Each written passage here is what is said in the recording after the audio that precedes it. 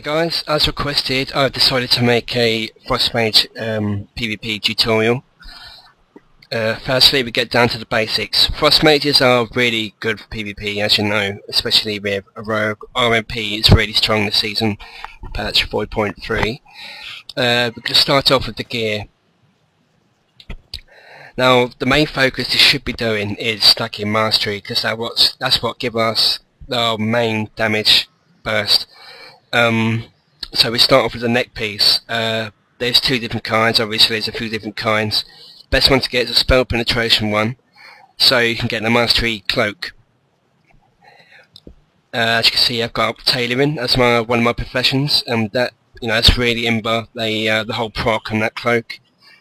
All the pieces of gear, make sure you reforge it to mastery. As long as you've got the right hit rating, I've got a perfect hit rating here, 4%, completely perfect.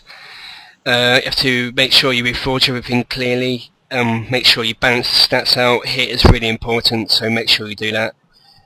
Get the mastery wrists and the 50 intellect enchant. The 65 mastery is really good for your gloves. Also, if you've got high hit, just reforge your hit to mastery. And the belt, obviously I've done the hit to mastery again.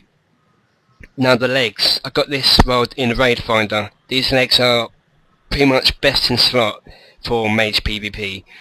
The mastery and the haste is really, really good. So you're allowed to mix at least one PvE piece because mages don't need too much resilience to survive. We've already got enough of that, unless you're getting trained. But we still, damage is our main focus. The boots. I've got the haste ones and reforged to mastery again, and the rings I've reforged to mastery, apart from the hit. Now the trinket, I've got the soul casket. There are quite a few good trinkets. There's one that's a proc rate of 1400 mastery, I think. That's 45 second global cooldown when it can be used again. But I've chosen to have the soul casket. It gives me a total mastery add up to 33% damage increase against frozen targets, and that is really, really strong damage, and I'll show you that in a minute. Now I've reforged obviously the offhand ammo 1 to mastery as well, and the weapon I got was a Raid Finder. I haven't enchanted it yet. I've got the ruthless one in my bags somewhere, but I've recently got this weapon. There we go. What it does is it gets like a poison effect on the target for over 10 seconds, so it's not too bad. It's like a dot, so it gives us a good dot, like a frostfire bolt. Anyway, I'm going to start off now with the talents. We have counterspell, improved counterspell, and make sure you get impact. That's really, really good for Frostmage. Sometimes, the first time I ever spec'd Frostmage, I got the sprint. This one, improved blink. That was good then, but this is more control. You get more CC with stun if you go for impact. So you get blazing speed, improved fire blast, and burning soul. Now these talents are what I find the best for frost spec. Improved freeze. Don't get this reflective barrier. And do not get that either, shattered barrier. Since the whole deep freeze, Ring of Frost and that kind of stuff got nerfed, that is quite useless, since it shares the same DR as my phrases Nova, Cone of Cold, etc. So yeah, this is how you should spec.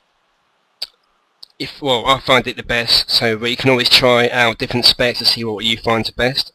That's always the best way to see what's better for you. Okay, that's the specs done. The glyphs. Glyph of Frostbolt, Glyph of Frostfire, Glyph of Ice Lance. Now there's a choice. You can have the Glyph of Armors. This one's good. Sorry. Glyph of Frost Armor, 2% of your maximum mana every 5 seconds. If you're playing a melee in arena, you use Frostfire. You obviously use Frost Armor, so I'm getting put off by this mug. So yeah, you use the Frost Armor when you're playing against melee, of course, and you use the Mage Armor when you're playing against, casters. So that's what's good about playing melee with that glyph, is you don't mana as much. This one as well is really good, especially when you're playing like a warlock mage in 2s. You can do this. No matter what, you don't have to worry about sheep and someone's got dots on them, because this will blank out all the dots and it'd be really good. In a minute I'm going to show you the CC a mage and a priest can do in 2s. Right now I'm going to show you the damage. This is my target, Slowrock. He's main is a priest, 2.6k, blah blah. Anyway, stand still. Now, when you're playing anyone, make sure you don't use all your trinkets and everything. Don't use icy veins or anything like that until he's used his trinket. So you make him proc his trinket, and once he's popped his trinket, you can wait for the next deep freeze, and you can just blast him out with everything you've got on the next deep freeze. So I'll show you the damage. Make sure you get at least 1 frostbolt and 2 casts in the deep freeze. Then you get a nice blank CS. Damage is insane. I'm not going to kill him. My pet's on a passive, and I've shown you the rotation for Frost Mage. It's quite simple actually. I haven't done fire for a long time, but I want to give that a try soon. That's basically the rotation for a mage. That's the best way to get a really good burst and burst down a healer, such as a paladin, which is the easiest healer for us to kill. Secondly, the macros, sorry. Focus sheep I have. It's really important to have focus sheep, because you can focus, or you don't have to focus on one person, you can just focus on both, especially when you're playing like double DPS teams. Focus sheep's really good because they don't realise you're casting sheep on them, so make sure you make a focus target macro for sheep and counterspell. That's my next one as well. So it's good when you're playing, like if you say mage priest playing a rogue mage, then you can just focus the mage and just, keep your target on the rogue, and you can just CC and silence the mage without even having to target him. So make sure you get those kind of macros in, and your gameplay will be a whole lot better.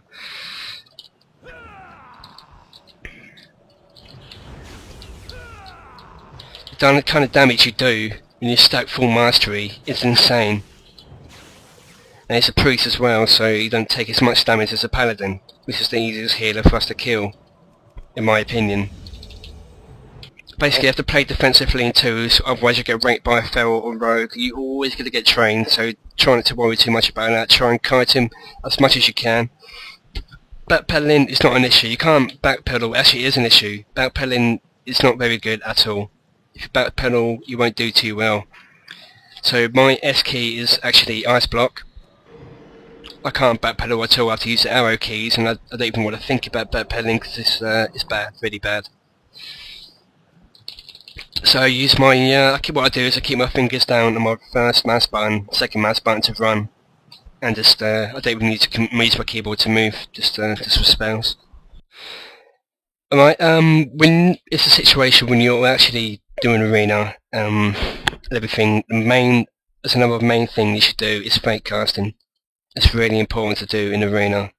When you cast, make sure you fake it, because you've got all these interrupts, especially a mage. You're going to get trained a lot, especially by rogue ferric. So mages, like, because they put out so much damage, and CC, they are the main focus mainly in arena. So fake casting is really important, so you should practice fake casting. Since I use my mouse button 1 and 2 to move about, all I do is single click instead of cancelling that, can't be asked making a macro.